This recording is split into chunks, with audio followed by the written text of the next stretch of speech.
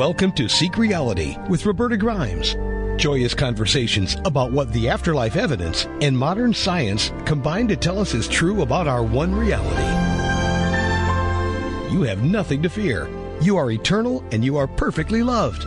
Knowing the truth changes everything. Now, here's Roberta.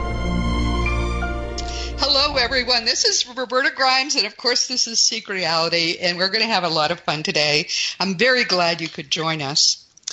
You know, we're told by those that we used to think were dead that we carefully plan our lives on Earth with the help of our primary guides for this lifetime, and also with others who will be important in it, like, you know, people who will be our parents this time around, our children, spouses, friends, and their guides, too. So think of it, the way I imagine it, is it's a happy crowd busily working around a big table that's spread with plans and sit out under the trees in the pure white light of love, which is all that exists in the afterlife levels. We still have our vast eternal mind, so we are still able to think, you know, a lot more positively than we can think when we're here.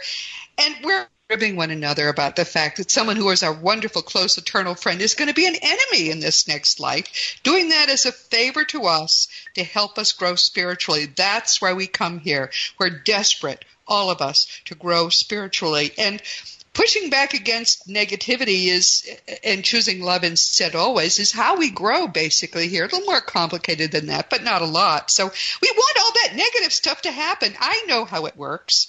But I have to admit that sometimes even I have to question whether some of the things that happen to people really could have been planned that way. Then I meet someone like our guest today, someone who loves and blesses the very people who have caused him the most pain, precisely because what they did so powerfully helped him to grow. Patrick J. McKallick is a survivor, and he has used what he learned in the difficult first part of his life to build a career in teaching and helping other people. He's a cognitive behavioral counselor. I don't even understand some of this stuff, but it sounds so fancy. He's a certified neurofeedback provider and a consultant and trainer internationally. He has worked as a clinician with alcohol and other drug addictions, EEG neurotherapy treatment, which apparently also helps ADD, PTSD, and other anxiety disorders. He's conducted extensive training events regarding neurofeedback for psychologists, psychiatrists, and other licensed counselors in the U.S. in the areas of alcohol and drug abuse. Organizational, all his personal journey. Patrick, welcome. I'm so glad you're finally here with us. Thank you, Roberta. I sure do appreciate it. This is going to be fun, I think, as you said. Well, let's begin by just talking about your the first part of your life, which to me is a very important aspect of your life. I mean, when I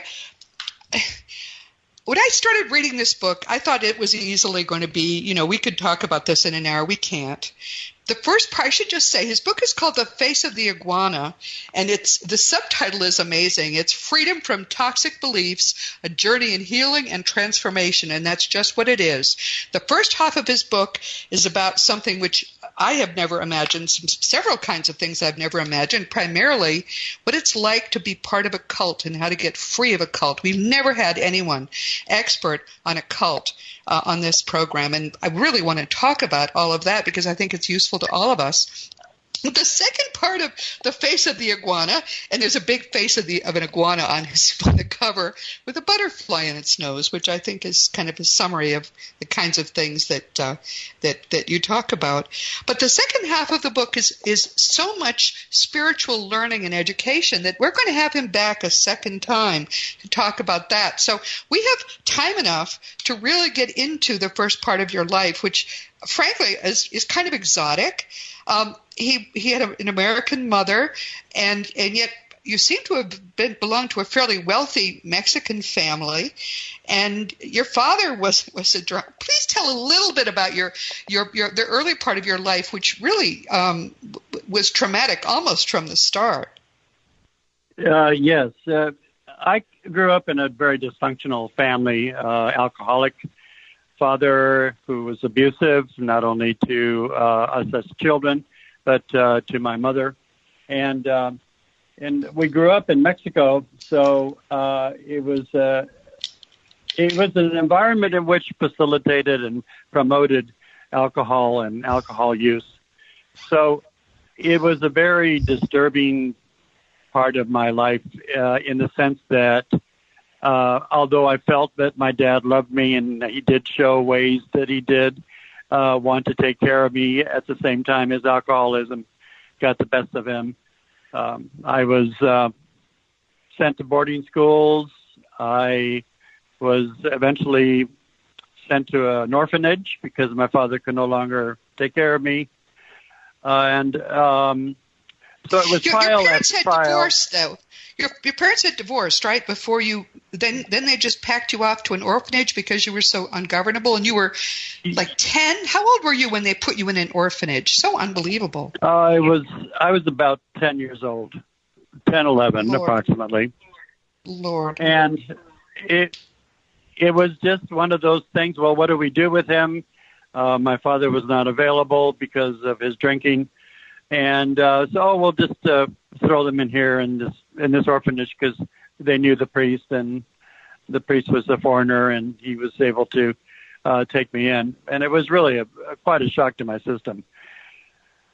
As I look back at all of, go ahead. Well, I just want to say, I think you write very well. This is a very horrifying in some places, but still always a very entertaining book. And in places, it's really funny. You almost laugh out loud.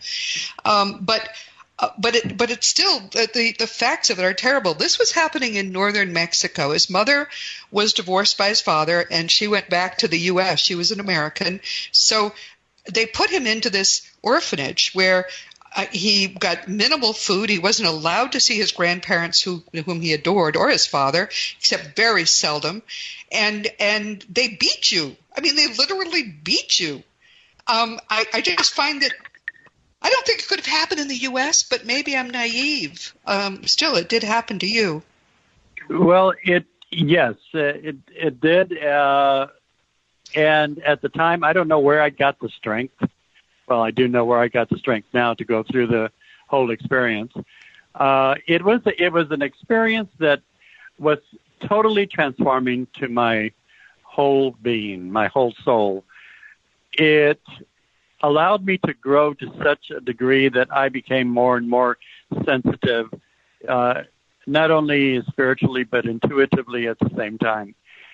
And we never realized at the time that when we're going through bad experiences, that there is another presence working through us to make us blossom and become a better person and to evolve. If you would have asked me 3, 4, or 5 generations, or rather decades ago, whether or not I really enjoyed this, I would have told you, you got to be crazy.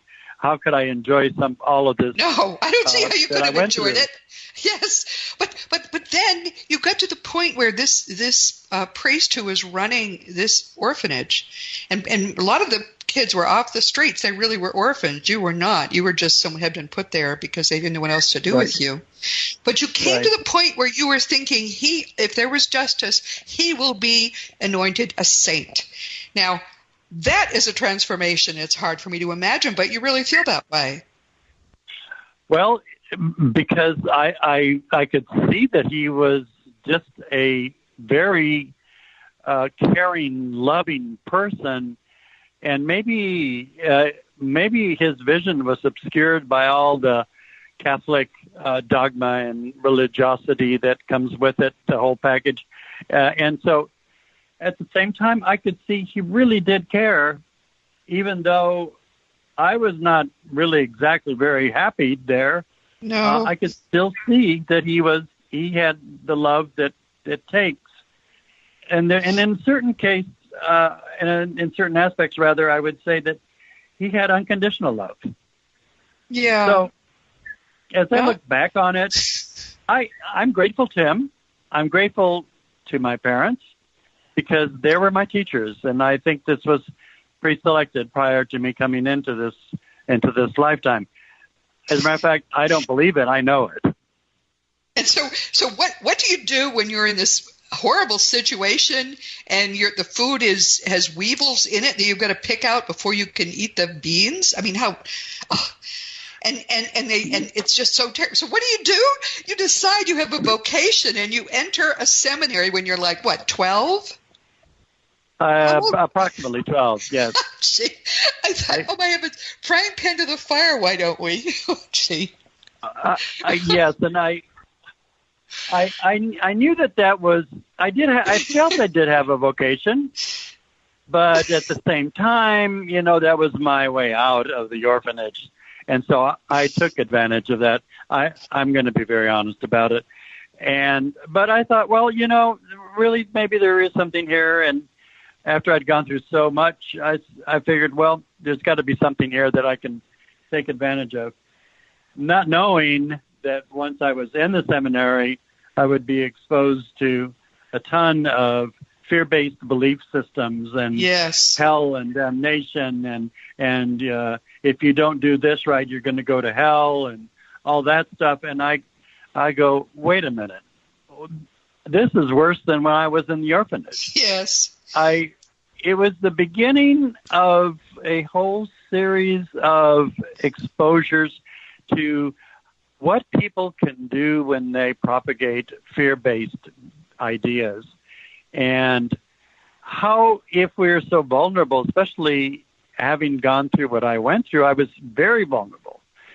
And so when I finally got out of college, I was searching for answers. I was wanting to know, well, what's this all about? Why am I here?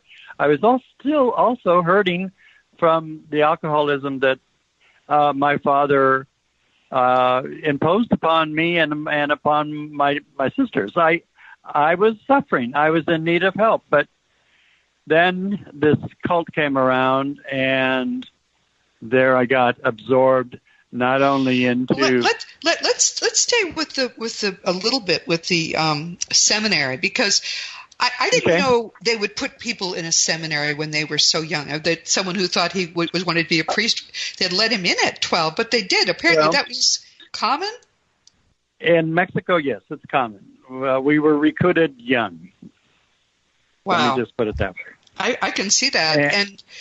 But the food was better. That's, that was a step up. Fewer weevils, I guess. And yes, there was an improvement in that area. I can say that. Yes. But you even went and explored the crypt beneath the church, and that's an amazing story all by itself. The things you saw in that crypt and what happened to you there. I mean, this is. I cannot imagine a child going through some of the things that you went through in your life. And you tell the story somewhat matter of factly, but I can see that you were building up fears. Let's talk about what the iguana reference is, because I think that's very interesting. The face of the iguana, he talks about it, and then we come to understand what it is. Explain it, please, Patrick. Yes, that's a very good question. The iguana represents the limbic brain or the emotional brain. It's also referred to as the primitive brain and also as the reptilian brain. So actually, the iguana represents that part of our brain where the fight-flight response comes from and where we are alerted when danger, either real or imagined, is upon us or coming upon us. So the amygdala is that part of the brain that sends off the bells and whistles that you're in danger and you better take cover. And so the amygdala then is alerted whether it's real or imagined. And of course, going through all of these experiences during my childhood and subsequently in the seminary and the cult, my brain, the reptilian brain, the amygdala was so well trained. It was just prime to be touched and to be alerted. And so it was like a buildup of fear and more fear and more fear and more fear.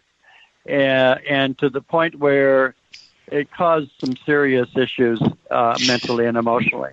So what this core sort of reptilian part of the brain does really is sort of fight or flight, kind of fear, and makes you react to fear.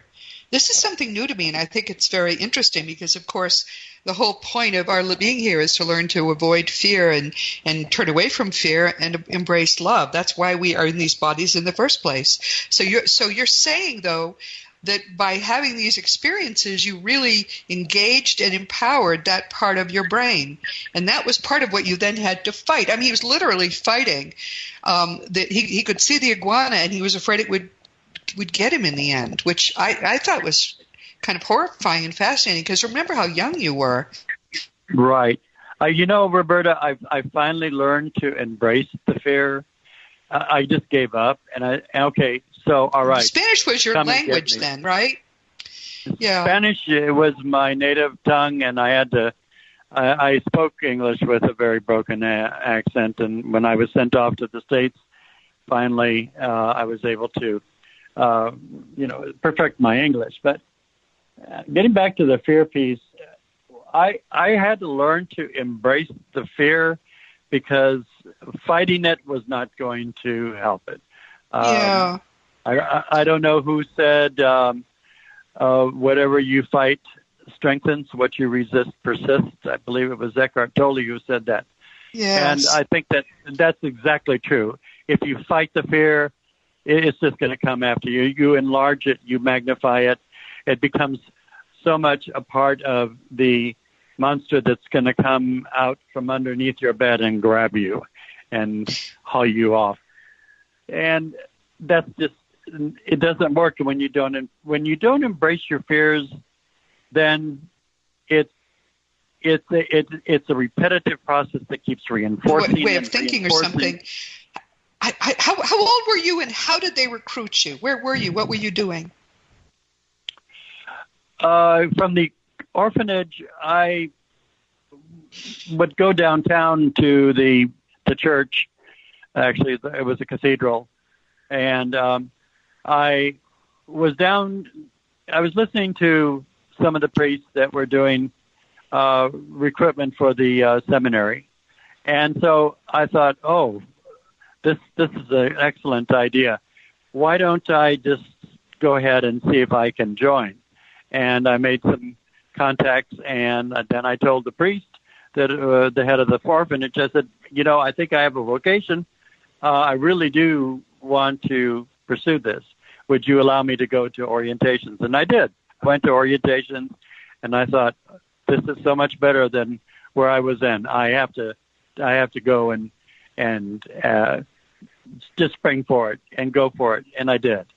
But then you were turned off by all the fear-based teachings, which I don't at all. That doesn't surprise me at all. We talk about that here, but and you went to this high school, and it all turned out well. But then you ended up in the cult. How old were you? What were you doing? And what first attracted you to this different belief system? Well, I had a very good job working in the juvenile justice system at the time. And I still had all of the unresolved issues from my childhood: the pain, the fear, the agony, the sense of abandonment, because I was abandoned not only by my mother, who fled because she got her divorce, and of course she didn't mean to abandon me, but she had no choice because my father would not permit me to go with her. But I was also abandoned in the orphanage. So I had all these issues going on. And what I found out when 3 or 4 years after I graduated from college, I happened upon this organization, and it sounded so good. And, wow, now I'm going to get all of the answers that I was missing that I didn't get before. And so I was just trapped completely. And I guess more, not trapped, but hypnotized. I was seduced. I was allowed to just fold my entire being right into the whole narrative of this cult that had no intention of doing any good for me mentally, physically, emotionally. So what were they saying to you that made you say, "Oh, that sounds good"? Because this was voluntary. You did it yourself. So why? That's an excellent question. I'm so glad you asked that, Roberta, because this is how cults work. They work to make you feel like you are special. In other words, they appeal to my ego. You know, you just didn't come upon us accidentally. You were chosen by the mighty cosmic beings to be here. And of course, that alerts the ego. I go, oh, wow, I'm special. I'm special. I'm more special than anybody else. I better listen to what they're trying to tell me. And then they continued with that narrative and appealed more and more to how wonderful this is. And you know, not very many people are allowed to come into this organization, and you happen to be one of the chosen ones. And so we want to congratulate you for being here. And then that's what it happened. That's when it happened. The drawbridge came down. I walked across the bridge, and the bridge came up, and there was no leaving. And then that's when the fear-based belief systems really started, to the point where I was having serious emotional breakdowns, panic attacks, anxiety disorders were just rampant. And not just from me. It was also the other cult members as well. And I noticed also a peculiar pattern that appeared here, and that was most of the cult members my cult mates, they had issues as well. They had gone through traumas. They had suffered as children or even as young adults. And they were there to seek relief, healing, some resolution to all of those issues, and only to find a mire of fear and anxiety and you name it. There were people that were in the cult that committed suicide because they were driven to the point where they just felt that there was no way out. And but what they were doing was making you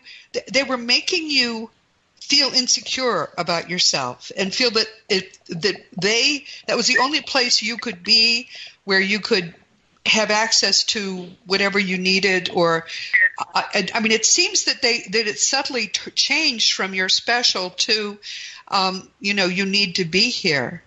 What did they tell you that made you think I must stay here? Well, at first, of course, it was appealing to the ego. You're so special. You're handpicked and chosen specifically to come to us because we are the repository of truth, and we represent all of the cosmos and the truth of the cosmos and of light, so on and so forth. And so you can't find it anywhere else but here. And then when you started perhaps to doubt, then they would come, if you try to leave, your karma will be so huge that you will go through the second death. Your soul will dissolve, and you will never, you will just be nothing when you, and this is what I actually believed, or though, and my cult mates as well. It was just like, if I leave or if I dare to leave, it's all over for me. So they not only kept me there, they took advantage of my resources, my personal resources, my mental resources. They wiped out my savings account. I was completely, in a sense, totally tied to them and to their belief systems. And it just got to the point where I said, you know what? I don't care what happens. The God that I want to believe in is not the God that does what it does by expressing himself or herself through this organization. And then I started remembering all of the fear-based belief systems that I was taught as in the seminary as a Catholic growing up. And the devil and hell, and if you don't do this, you're going to go to hell. And so I go, wait a minute, hold on here. There's a pattern going on that this is not right.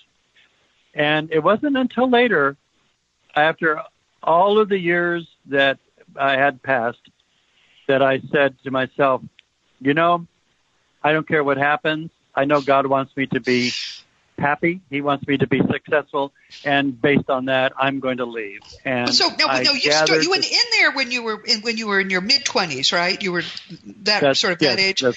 How old were you when? How long did it take you to leave? It was like 18 months, right? I think.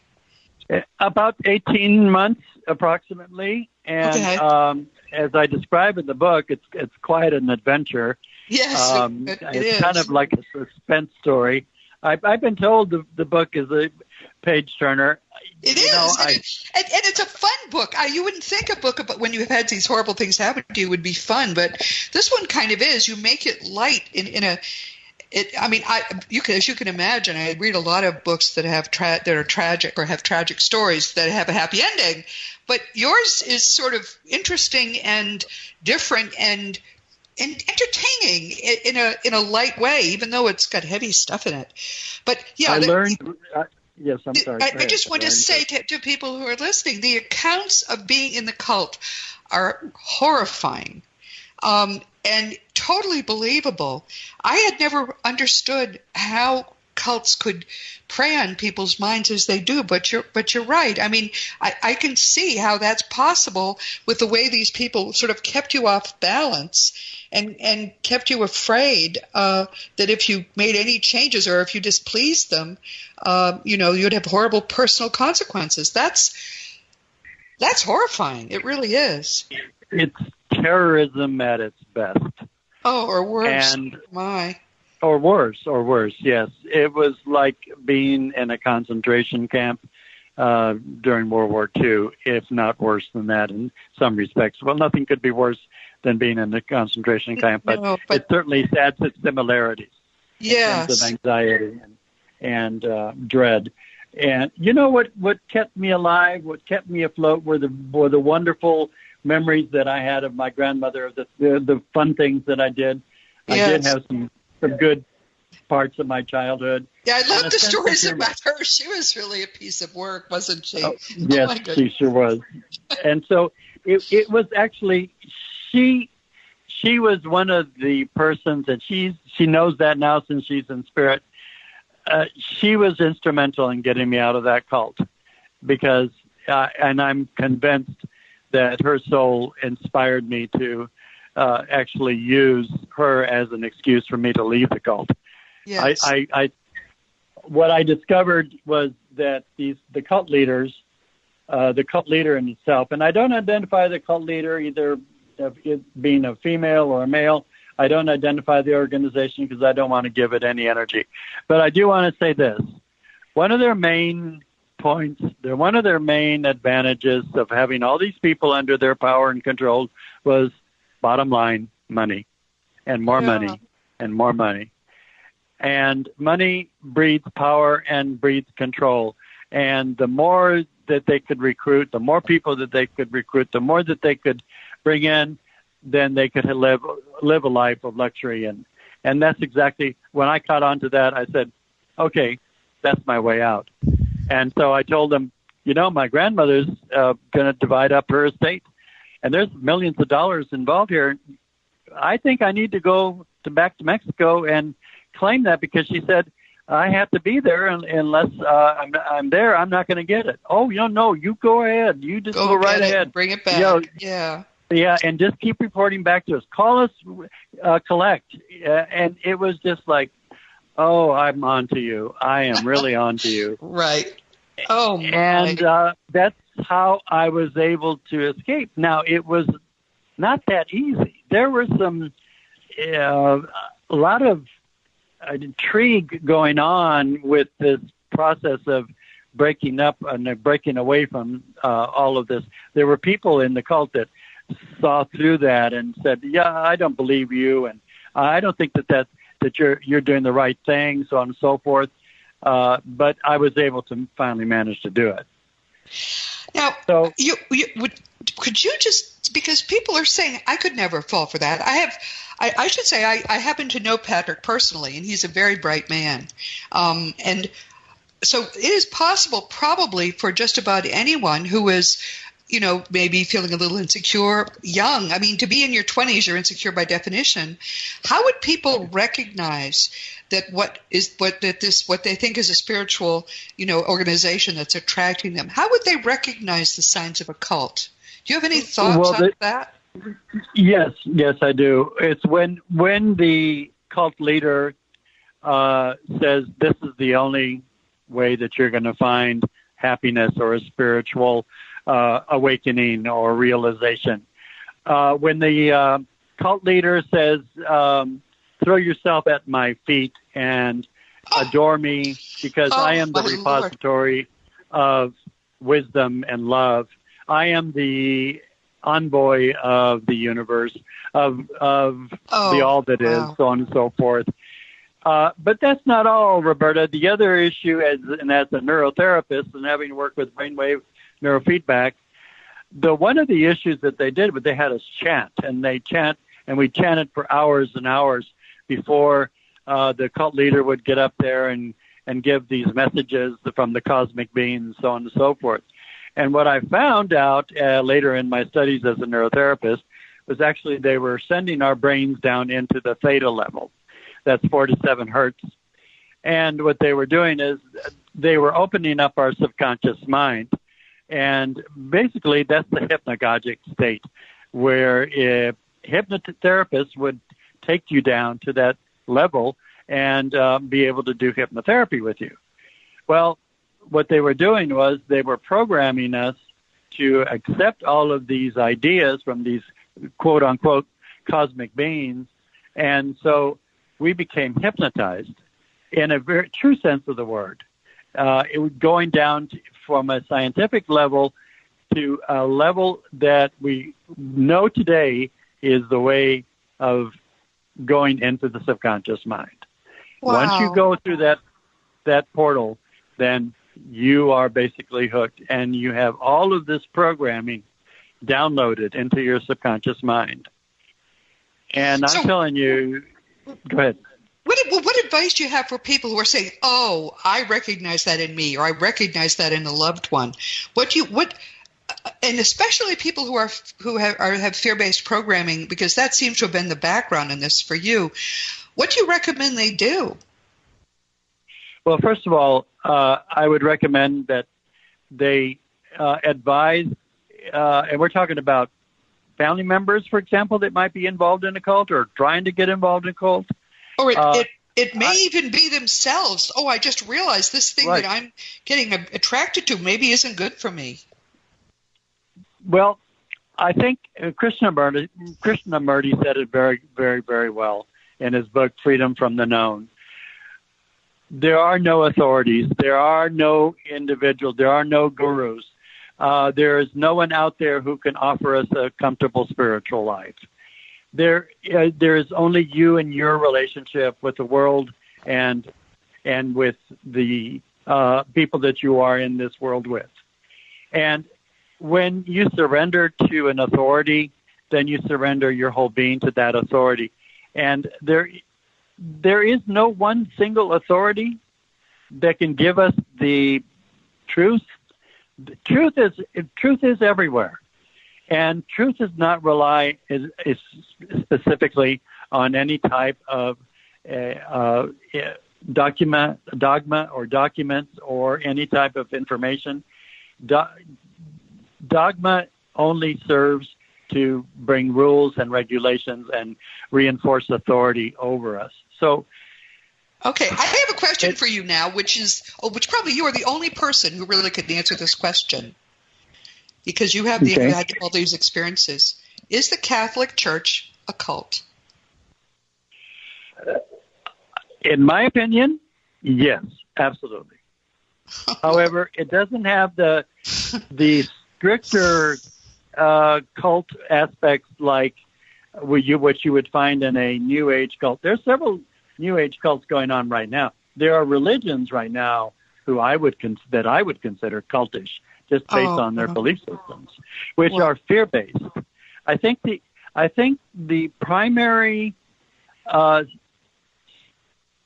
element of any fear-based belief systems or cults or religions is fear and how we can have power and control over you through that fear. Fear cannot come from all that is, from the source, from our Creator. Because our Creator is only love. Yes, exactly right. Total unconditional love. And that reminds me of a meme I saw recently of an old Eskimo, and he's talking to a priest, and the Eskimo says, "If I did not know about God and sin, would I go to hell?" And the priest says, "No, not if you did not know." Then the Eskimo says, "Then why did you tell me?" Oh, gee. So true. And so it's exactly what we're talking about here. The belief systems try to make God a anthropomorphic being, just like us, with all the hate and all the prejudices. And you know what? That's not what it's all about. No. You finally get to the point where you realize, no, God is pure unconditional love, and there is nothing other than pure unconditional love. Yes. And I can't drive that message home more clearly. I just, sometimes when I pass by churches that say, "Oh, this is the church of good news," and I go in there and they're talking about the devil and how you're going to go to hell and all that. I'm sorry. That you were saying about good news, this is not good news. Not at all. This is all fear, and this is bad news. I wouldn't want to be a part of you. But people get seduced, they get hypnotized, they get programmed, and it's this societal, religious-based programming that is so pernicious. It's so devastating to people's welfare, their minds, their souls. It's got to stop. There's terrorism in our pulpits. And until people say no, and until people say, "Listen, enough is enough. I'm not going to listen to this because this is not what God is all about." Source, God cannot be described. God is neither he or she. God is isness. It's beingness. It's pure unconditional love.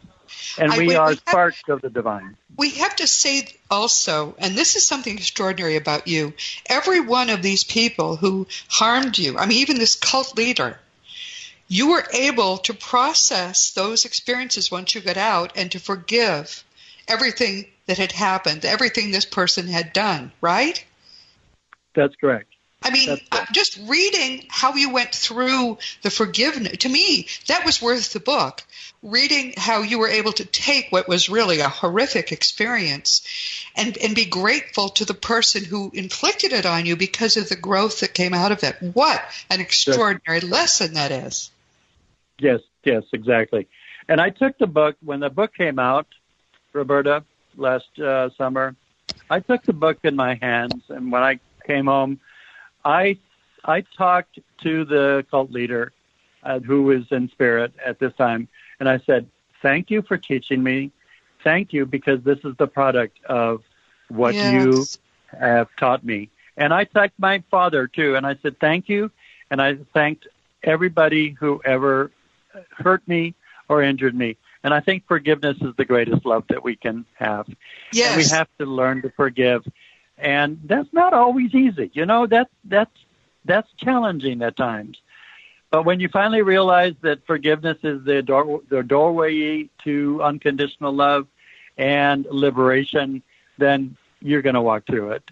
And I hope if anybody can at least take something away from this interview, and it's that forgiveness is the seed of love. And if we can just allow our forgiveness to go out to everyone who has hurt us, then we have done our job. And I think we have to mean that. We have to say, "Listen, I didn't particularly agree with what you did to me.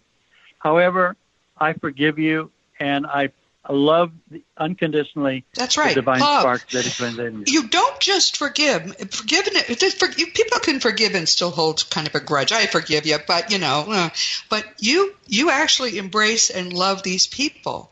You give them the gift of your emotional support, of your love, of your kindness. There's a saying, forgiveness is the fragrance that the violet sheds on the heel that crushes it. I think it was Mark Twain who said that. But that's what you do. You do it in real life. And one of the reasons that we're going to have you back, I think the big reason, is that you have put all of this together so well in the second part of your book. I think you can be a great teacher of all of this, because you certainly learned it the hard way. But let's talk a little bit about that next stage that we'll be talking about in about a month or two, as soon as we can fit you in. What do you want people to know about that? What are you going to be able to help us know? Well, having PTSD at different levels of my life, especially earlier in my life after I left the cult, and less later on, I did discover that finally, after I had a spiritually transformative experience. First of all, that was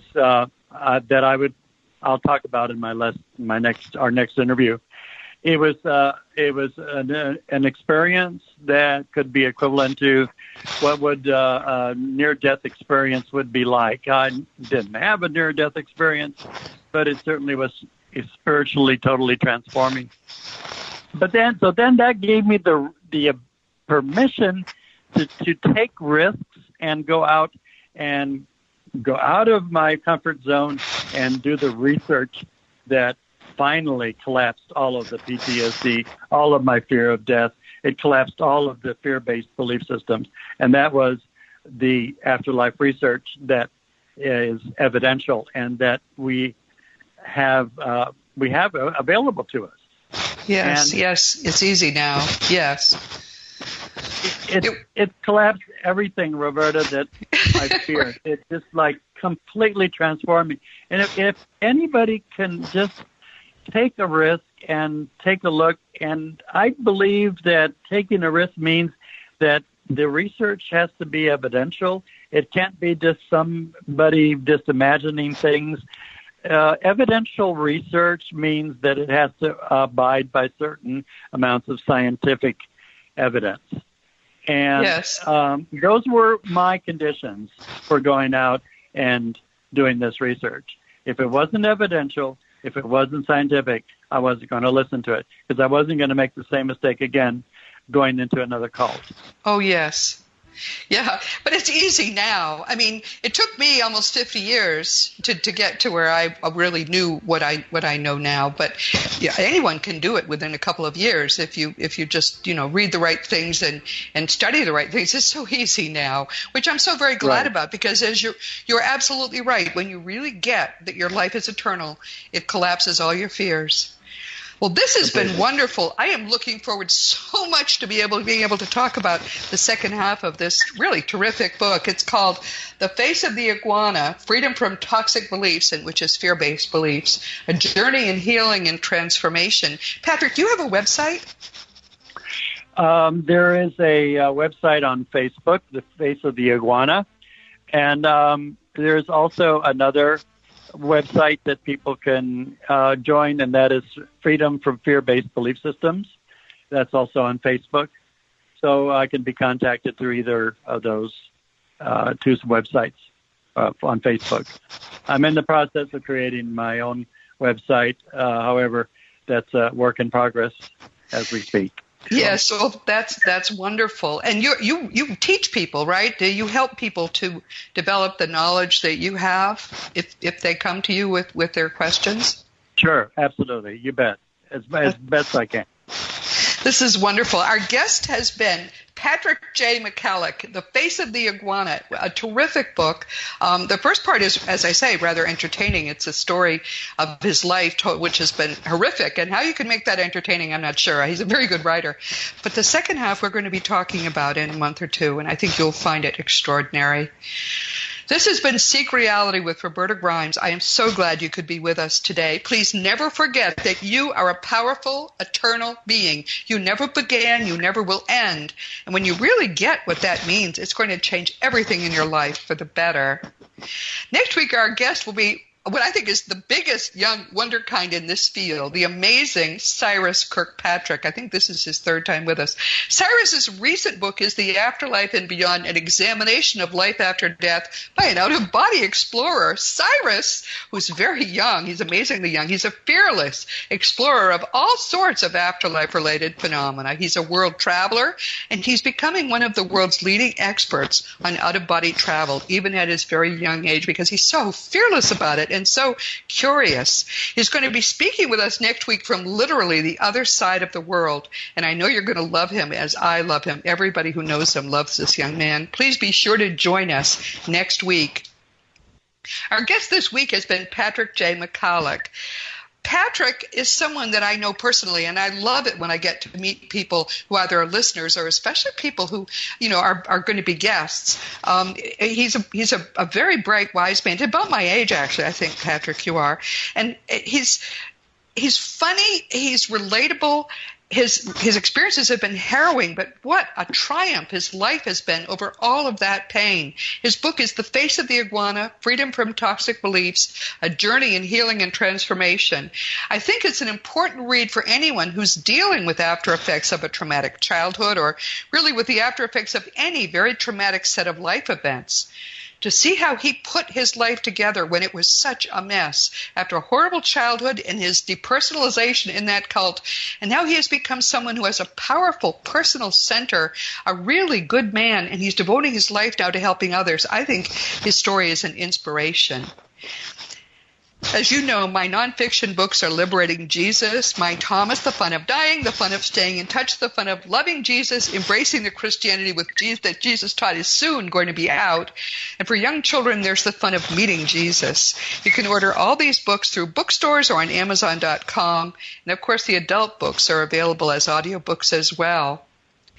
I love it when people email me. I know that sounds silly because sometimes I spend all day answering emails, but when you reach out to me with a question or a comment, if you want to talk about my books, if you want to talk about something I've said, or if you just have something that's bothering you, you can always reach me through robertagrimes.com. There's a contact block there. It can take a few days, so please be patient, but as long as you give me your right email address, you will hear back from me. Past episodes of Seek Reality are available on webtalkradio.net, on realrevolutionradio.com, iTunes, iHeartRadio, and a number of other stations too, including those in the wonderful Dream Vision 7 radio family. More and more people are telling me that they just listen through the Seek Reality app that you can find for free in the iTunes App Store. Now, I don't use apps, so I think that's very advanced of them. And if you ever wonder where Seek Reality can be heard right now, just go to Roberta and click on the radio. If you enjoy our weekly conversations, you might also want to check out my blog sometime at robertagrimes.com. I use those blog posts to work through some of the issues we talk about here on Seek Reality, and I'm amazed to say that now some people tell me they wait for my new post each Sunday morning. Oh, the pressure. What if I don't do it one week? I will try to do it every week, but again, if you're interested, please come and check that out. If you sign up on my website, you'll get it automatically. As you know, my role in your life is just to ease your path. I want you to learn in just a few years' time what it has taken me all this time to learn, almost 50 years literally. I'm still learning. But I want it to be easy for you and enjoyable for you. And when you really get it, you will know that you are an indestructible, eternal, perfectly loved being. You are more wonderful than you can possibly imagine. And when you understand that, you will be able to grow spiritually, just as Patrick has, into the perfectly divine being that you already are. You just have forgotten it. You are that eternally. Meanwhile, this has been Seek Reality with Roberta Grimes. Please enjoy and please make the most of this coming week in our one reality, knowing that you in particular are a powerful, eternal being, and you, most of all, are infinitely loved. You've been listening to Seek Reality with Roberta Grimes. Roberta blogs and answers questions at robertagrimes.com. Join us every week as we explore what the afterlife evidence and modern science combine to tell us is true about the one reality we all share. Knowing the truth changes everything.